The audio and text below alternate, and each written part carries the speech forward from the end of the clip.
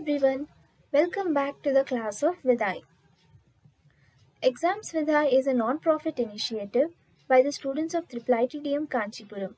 We give free coaching and resources to students preparing for national level competitive exams like NTSC and NMMS.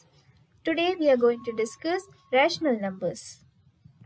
This chapter is divided into 8 subtopics. Firstly, we will have a short recap of numbers. Then we will see the closure property, commutative property and associative property. And then we will go into the rational numbers. So let's get started. Recap of numbers. Natural numbers, denoted by the letter n, are a collection of countable numbers. That is 1, 2, 3 and so on. Whole numbers denoted by the letter W are a collection of natural numbers along with 0. Integers are a collection of whole numbers along with the negative numbers, that is -1, -2, -3 and so on. They are denoted by the letter Z. This is a representation of numbers. As we can see here, all natural numbers are whole numbers, all whole numbers are integers and all integers are rational numbers. Closure property. What is a closure property? If we take any two numbers from a set of numbers and perform an operation on them, the result should also belong to the same set of numbers. For example, we are taking 2 and 3 from natural numbers, and when we add them both, the result 5 also belongs to the same natural numbers. So we say that closure property is obeyed here. Natural numbers are closed under addition. Similarly, if we take any two natural numbers and multiply them, the result is again a natural number. So, natural numbers are closed under addition and multiplication but not under subtraction and division. Why? Because, example we can see here, 7 and 5 both are natural numbers only. 7 divided by 5 gives 1.4, which is not a natural number. So, here the closure property is not obeyed. Similarly, 6 minus 8 gives -2, which is not a natural number. In this way, we can check for the whole numbers and integers also. Examples are given here. In general, whole numbers are closed under addition and multiplication, but they are not closed under subtraction and division. Integers are closed under addition, subtraction and multiplication, but not in the division. So this is the closure property. Commutative property. In commutative property, we are interchanging the numbers, but the value shouldn't change. For example, 6 into 3 is equal to 18. After interchanging the numbers, that is just replacing one with the other, we get 3 into 6, which is also 18. Both LHS and RHS are equal. So we can say that the commutative property is obeyed here. Generally, natural numbers, whole numbers and integers are all commutative in addition and multiplication, but not in the subtraction and division. Because if we take one example, say 5 divided by 3 is not equal to 3 divided by 5. The value changes if we interchange the numbers. -2 minus of -3, which gives 1, is not equal to -3 minus of -2, which gives -1. Here LHS and RHS won't be equal. We can verify by solving these examples. The conclusion is addition and multiplication are commutative, but division and subtraction are not for these sets of numbers. Next, the associative property. In associative property, what we do is we change the order in which the operation is performed. For example, we are taking three numbers, 6, 3 and -5. We first multiply 6 and 3 and then into -5. This is same as multiplying 3 and -5 first and then into 6. So this is the associative property. Here we can say that it is being obeyed. Natural numbers, whole numbers, integers are all associative in addition and multiplication, but not in the subtraction and division.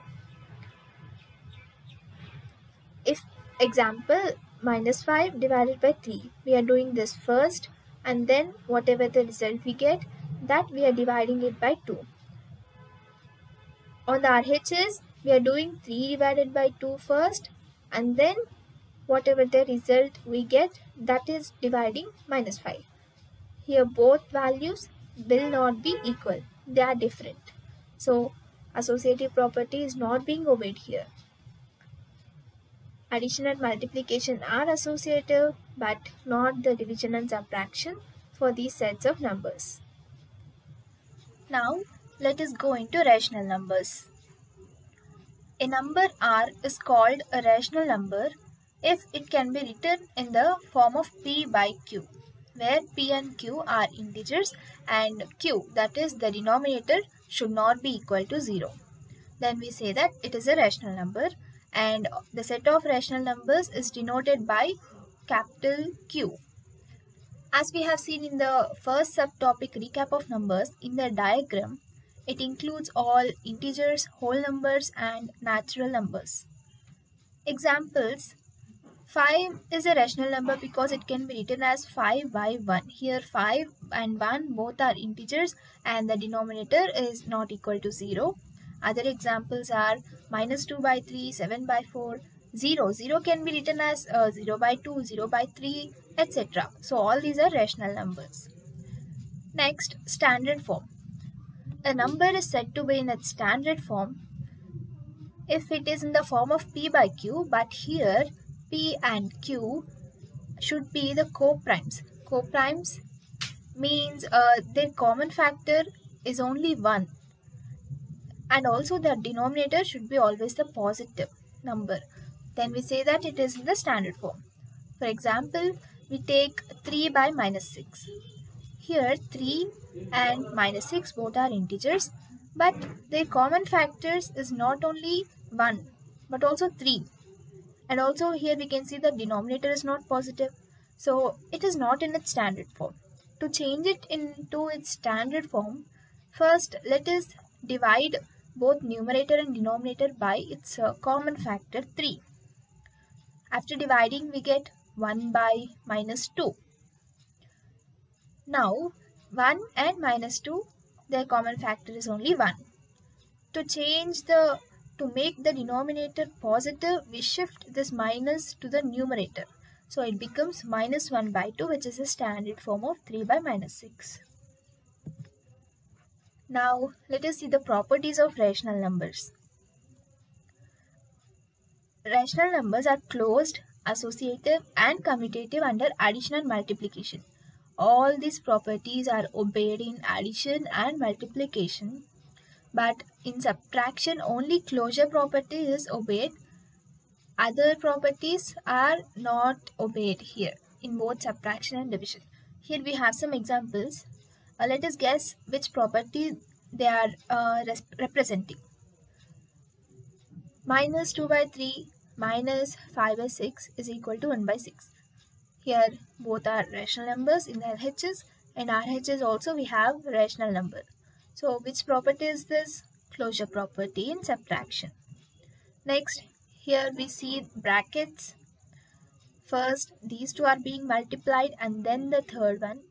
Here first these two are multiplied and then the first one, but still both are equal. So which property is this? It is the associative property. And then here 4 by 6 and minus 3 by 4 we have, they are being divided, and here they are interchanged. So which property is this? It is the commutative property, and as we can see here, commutative property, it is not true in case of division, so it is not equal. Now our next topic is identities and inverses. 0 is called additive identity because any number added to 0, it gives the same number again. Example, 5 plus 0 is 5. 0 plus minus 1 by 2 is minus 1 by 2 only. So that is why 0 is called additive identity. Next, additive inverse of a number is negative of the number. Why? So that when we add them both, we should get 0. Example, 5 by 4. Its additive inverse is minus 5 by 4 and its additive inverse is 5 by 4. When we add them both, 5 by 4 plus minus 5 by 4, we get 0. Now, 1 is called multiplicative identity because any number multiplied by 1, it gives the same number again. 0 into 1 is 0, minus 3 into 1 is minus 3, etc. Multiplicative inverse of a number is reciprocal of a number. Reciprocal means we just interchange the numerator and denominator. Minus 7 by 3, its reciprocal is minus 3 by 7. Minus can be anywhere, it doesn't matter. We are just interchanging the numerator and denominator. Now this reciprocal is only the multiplicative inverse of this number, and this is the multiplicative inverse of this number. Why? Because when we multiply them, numerators and denominators get cancelled and the result should be 1. The last point is distributivity of multiplication over addition and subtraction. According to this principle, for all rational numbers a, b and c, a into b plus c, it can be written as ab plus ac. What we are doing here is we are distributing a over b and c.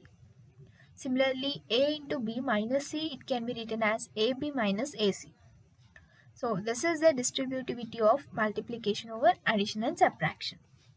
Now our last subtopic of this chapter is finding a rational number between two rational numbers. Let us understand this topic with the help of an example. The question is, find two rational numbers between 2 and 3. So we need to find two rational numbers between 2 and 3. For this we have two methods. One is averaging of numbers. Second one is equivalent rational numbers.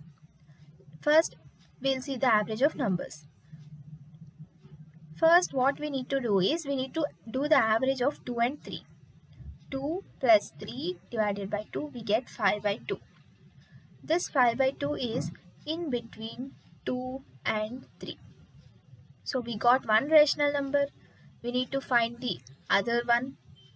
Now to find the other one, we can either do the averaging of 2 and 5 by 2 or 5 by 2 and 3. Anything is fine. Here we are doing 2 and 5 by 2. So after doing the average between these two numbers, we get 9 by 4. So this 9 by 4 is in between these two numbers. We write it here. If we do averaging of this and this, we get a number in between them here. So anyhow, we finally got two rational numbers between 2 and 3. This averaging of numbers is an infinite process. If we just keep on doing the average, we will be getting rational numbers again and again between any two numbers. And the second method is equivalent rational numbers. Equivalent rational numbers, what we do first is we need to find two rational numbers. So n, we should take it as 2 plus 1, that is 3. Whatever number is given in the question, how many numbers we need to find, that plus 1 is equal to n. Now we need to multiply the 2 and 3 into n. Before going into that part, let us first understand why we are taking 2 plus 1. Why not 2 only? For this, let me give a small example. There is a field and the farmer wants to divide his field into 3 equal parts. So, to divide the field into 3 equal parts, he will plant 2 poles in between. Here one and here one. Now, these poles will divide the field into 3 equal parts. As we can see here, 2 poles are dividing it into 3 equal parts. Similarly, to get two rational numbers, we need to divide this 2 and 3 into 3 equal parts, that is plus 1. If they ask to find 3 rational numbers, we need to divide it into 4 parts. So, n should always be plus 1. Now, n is equal to 3. What are the numbers we have? We have 2 and we have 3. This 2 can be written as 2 by 1 and 3 can be written as 3 by 1. Next, we need to multiply this into this n into 3 into 3, both we multiply this. So 2 after multiplying into n we get 6 by 3. 3 after multiplying into n we get 9 by 3. Here n is 3. So we have 6 by 3, 9 by 3. This it can be written as 6 by 3, and this can be written as 9 by 3. In between we have 7 by 3 and 8 by 3. So finally we found two rational numbers between 2 and 3. Even this equivalent rational numbers is also an infinite process.